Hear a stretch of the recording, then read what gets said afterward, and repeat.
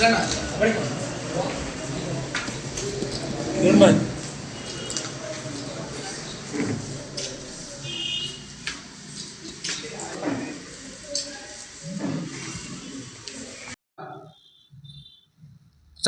ಸ್ಪಂದಿಸಿದ್ದು ಚಿಕ್ಕನಾಯಕನಹಳ್ಳಿ ತಾಲೂಕು ಪತ್ರಕರ್ತರು, ಎಲ್ಲ ಪತ್ರಕರ್ತರು.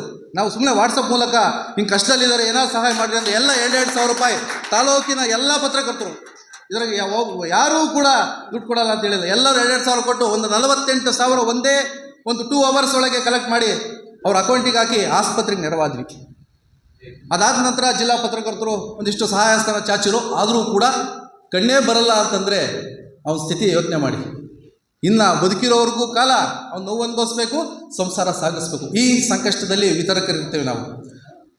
ಬುದ್ಧಿಯವರು ಹೇಳ್ದಂಗೆ ಪತ್ರಿಕೆ ಹಂಚೋ ಹುಡುಗರದು ಕೂಡ ಭಾಳ ಕಷ್ಟವಾದ ಕೆಲಸ. ಅದೇ ಥ್ಯಾಂಕ್ಸ್ಲೆಸ್ ಜಾಬ್ ಅಂತಂದ್ರೆ ಹೌದು, ಅವ್ರು ಯಾರೂ ಥ್ಯಾಂಕ್ಸ್ ಹೇಳಲ್ಲ.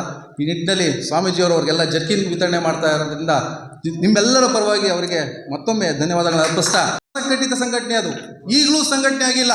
ಈ ನಿಟ್ಟಿನಲ್ಲಿ ಒಂದು ಪುಡುವಟ್ಟು ಮಾಡಿ ಅವರಿಗೆ ಸ್ಕೂಲ್ ಫೀಸ್ ಕಟ್ಟಿರ್ಬೋದು, ಆಸ್ಪತ್ರೆಗೆ ಔಷಧಿ ಕೊಡಬಹುದು ಅಂತ ಪುಡುವಟ್ಟಿ ಇಡೋ ಒಂದು ಸಲಹೆನ ಸ್ವಾಮೀಜಿಯವರು ಕೊಟ್ಟಿದ್ದಾರೆ. ಅದಕ್ಕೆ ತಮಗೆ ತುಂಬ ಹೃದಯದ ಧನ್ಯವಾದಗಳನ್ನು ಅರ್ಪಿಸ್ತೇವೆ. ಇದೊಂದು ಅಸಂಘಟಿತ ಸಂಘಟನೆ. ಅವ್ರನ್ನೆಲ್ಲ ಈ ಶ್ರಮ ವ್ಯಾಪ್ತಿಯಲ್ಲಿ ಬರಲ್ಲ. ಅವರು 18 ವರ್ಷ ಆಗಿರಲ್ಲ, 18 ವರ್ಷ ಆಗಿರಲ್ಲ, 9ನೇ ಕ್ಲಾಸ್ ಓದ್ತಾ ಇರ್ತಾರೆ. ಯಾರ್ರೀ ಕಷ್ಟಕ್ಕೆ ಸ್ಪಂದಿಸೋರು? 18 ವರ್ಷ ಆದಮೇಲೆ ಅವ್ರು ವ್ಯಾಪ್ತಿಗೆ ಬರ್ತಾರೆ. ಅದಕ್ಕೆ ಮುಂಚೆ ಒಂದು ಪುಡುವಟ್ಟಿಟ್ಟು ಅವ್ರಿಗೆ ನೆರವಾಗಬೇಕು ಅಂತ ಹೇಳಿದಾರಲ್ಲ, ಅದು ಆ ನಿಟ್ಟಿನಲ್ಲಿ ಎಲ್ಲ ಸಂಘ ಸಂಸ್ಥೆ ಮೇಲೆ ಕೂತಿರ್ತಕ್ಕಂಥ ಎಲ್ಲ ಪದಾಧಿಕಾರಿಗಳು, ವಿತರಕ ಸಂಘ ಆಗಿರ್ಬೋದು, ಪತ್ರಕರ್ತರ ಸಂಘ ಆಗಿರ್ಬೋದು, ಈ ರೀತಿ ಆಲೋಚನೆ ಮಾಡಬೇಕು. ಪತ್ರಿಕರ ಏಜೆಂಟು ಮತ್ತು ವಿತರಕರು ಇಬ್ಬರೂ ಇವತ್ತು ಸಂಕಷ್ಟದಲ್ಲಿ ಇರುವಂತಹ ಒಂದು ವೃತ್ತಿ ಅದು. ಒಂದು ಉದಾಹರಣೆ ಹೇಳಬೇಕು ಅಂತಂದರೆ, ಪತ್ರಕರ್ತನಾಗಿ ಸುಮಾರು ವರ್ಷ ಏಜೆಂಟರಾಗಿ ಕೆಲಸ ಮಾಡಿದಂತಹ ಹುಳಿಯಾರಿನ ರಮೇಶ್ ಅಂತ ಬ್ರೈನ್ ಟ್ಯೂಮರ್ ಆಗಿ 2 ಕಣ್ಣು ಕೂಡ ಕಳ್ಕೊಂಡು 2 ಕಣ್ಣು ಕೂಡ ಹೋಯ್ತು ಸ್ವಾಮೀಜಿ. ಆದರೆ ಅವನು ಪತ್ರಿಕೆಗೂ ಸಹಾಯ ಮಾಡಲಿಲ್ಲ. ಸುಮಾರು 10ರಿಂದ 15 ವರ್ಷ ಪತ್ರಿಕೆ ದುಡಿಸ್ಕೊಂಡಿದೆ. ಒಂದು ಪತ್ರಿಕೆ ಕೈಚಲ್ಲಿ ಕೂತ್ಕೋತು. ಉಳಿಯಾರ್ ನಮ್ಮ ತಾಲೂಕಿನ ಒಬ್ಬ ಪತ್ರಕರ್ತ, ಇಬ್ಬರು ಸಣ್ಣ ಮಕ್ಕಳು, ಜೀವನ ನಡೆಸೋದೇ ಕಷ್ಟ. ಪತ್ರಿಕೆ ಬಿಟ್ಟರೆ ಬೇರೆ ಆದಾಯ ಮೂಲನೇ ಇಲ್ಲ ಅಂತನೂ ಸಂಕಷ್ಟಕ್ಕೆ ಈಡಾಗ್ಬಿಟ್ಟ. ಜಿಲ್ಲಾ ಸಂಘ ಜೊತೆಗೆ ಸ್ವಲ್ಪ ಎಲ್ಲ ಅಂತಃಕರಣ ಇರೋ ಎಲ್ಲ ಕೆಲವೆಲ್ಲ ಸಹಾಯ ಮಾಡಿದ್ದಕ್ಕೆ ಸ್ವಲ್ಪ ಇಲ್ಲ, ಅವ್ರ ಕಣ್ಣೇ ಬರಲ್ಲ ಅಂತ ಹೇಳಿದ್ದಾರೆ. ಬದಿ ಬರೋದಿಲ್ಲ ಚೆಕ್ ಮಾಡಿದ್ರೆ ಈಗ ನಾನು ಹೇಳೋ ಮಾತು ನೀವೆಲ್ಲ ತಗೊಳ್ಳಿ. ಈಗ ಇಂತಹ why should be a somebody 15 ವರ್ಷ 20 ವರ್ಷ ಕೆಲಸ ಮಾಡಿದಾರಲ್ವಾ, they should have come and stood by his side. ನಾನು ಇದೀನಪ್ಪ, ನೀನು ನನಗೆ 15 ವರ್ಷ ಕೆಲಸ ಮಾಡಿದ್ದ ಅವ್ರು ಹೇಳ್ಬೇಕಾಗಿ. ಎರಡನೇದು ನಿಮ್ಮ ಅವರು ಹೇಳೋದಲ್ಲ, ಸಂಘಟನೆಯಿಂದ ನಾವೊಂದು ಸರಿಯಾದ ಪ್ರಮಾಣದಲ್ಲಿ ಒಂದು ಪುದುವಟ್ಟು ಫಂಡ್ ಮಾಡಿ ಇಟ್ಬಿಡ್ಬೇಕು. ಇಂಥ ಸಂದರ್ಭದಲ್ಲಿ ಅವಾಗ ತಕ್ಷಣ ಕೊಟ್ಟಾಗ ಅದರ ಸಹಾಯ ನಾವು ಯಾವತ್ತೂ ಮರೆಯೋಕ್ಕಾಗಲ್ಲ. ಇದು ನೀವು ಮುಂದೆ ತಗೊಂಡೋಗ್ಬೇಕು, ನಿಮ್ಮ ಕೈ ಬಿಟ್ಟಿದ್ದೀನಿ. ಪ್ಲೀಸ್. ಆಸ್ಪತ್ರೆಗೆ ಬ್ರೈನ್ ಟ್ಯೂಮರ್ ಆಗಿ ಆಸ್ಪತ್ರೆಗೆ ಸೇರಿದಾಗ ಎಕ್ಸೆಲ್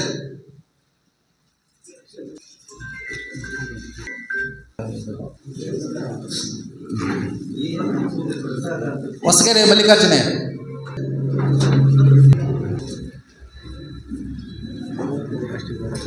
ಸ್ವಾಮಿ ಎಕ್ಸೆಲ್ XXL, ಸಿ ಮಲ್ಲಿಕಾರ್ಜುನ ಸ್ವಾಮಿ XXL,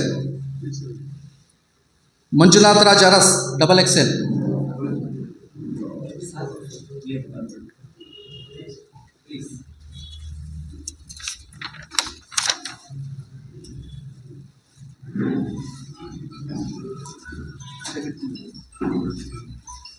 ಖುಷಿ XL.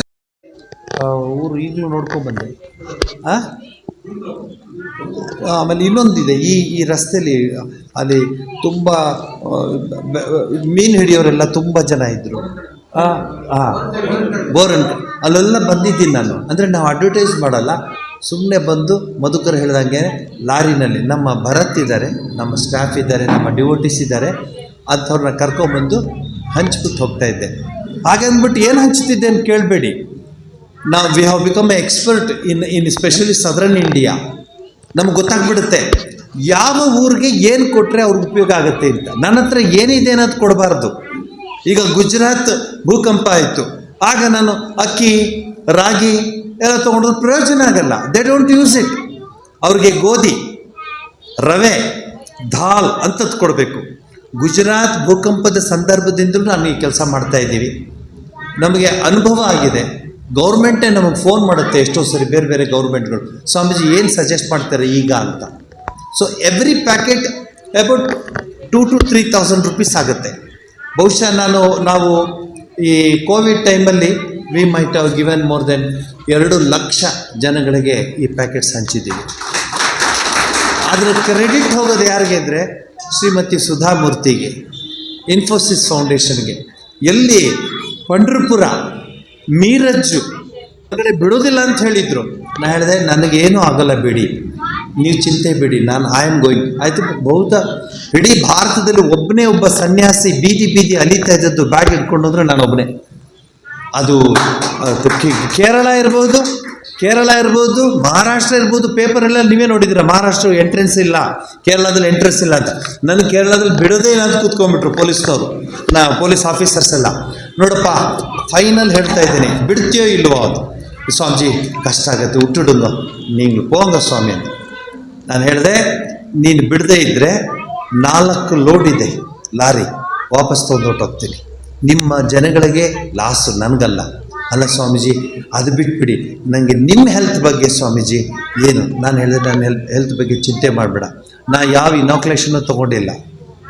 ನಿಮ್ಗೆ ಹೇಳ್ತಾ ಇದ್ದೀನಿ, ಕೋವಿಡ್ ಯಾವ ಇನಾಕ್ಯುಲೇಷನ್ ಇಲ್ಲ, ಯಾವ ಇಂಜೆಕ್ಷನ್ ಇಲ್ಲ. Will power, by my will I will crumble this mountain into pieces.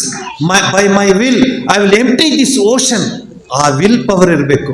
ಅದಿದ್ದರೆ ಯಾವ ಮಾತ್ರೆ, ಯಾವ ಔಷಧಿ ವರ್ಕ್ ಆಗಲ್ಲ. ಆ ಶಕ್ತಿ ನಾನು ಹೇಳಿದೆ, ನಾನೇ ಬರ್ಕೊಡ್ತೀನಿ ನೀನು ಬೇಕಾದ್ರೆ. I will going with my own responsibility ಇಂದ. Then I say if need be I will talk to chief minister ಅಂತ. ದೆನ್ ಅವನು ಹೆದರ್ಬಿಟ್ಟ, ಇವ್ರು ಯಾರೋ ಸ್ವಾಮಿಗಳೇನೋ ಅಂತ ಅನ್ಕೊಂಬಿಟ್ಟ. ಯಾವಾಗ ನಾನು ಹಿಂಗೆಲ್ಲ ಹೇಳಿದೆ, ಸ್ವಾಮಿ ಹೋಗಿ ಬನ್ನಿ ಅಂತ. ಸೊ ನಾನು ಕೇರಳಗೆ ಕೋವಿಡ್ ಟೈಮಲ್ಲಿ I might have visited more than 12 times.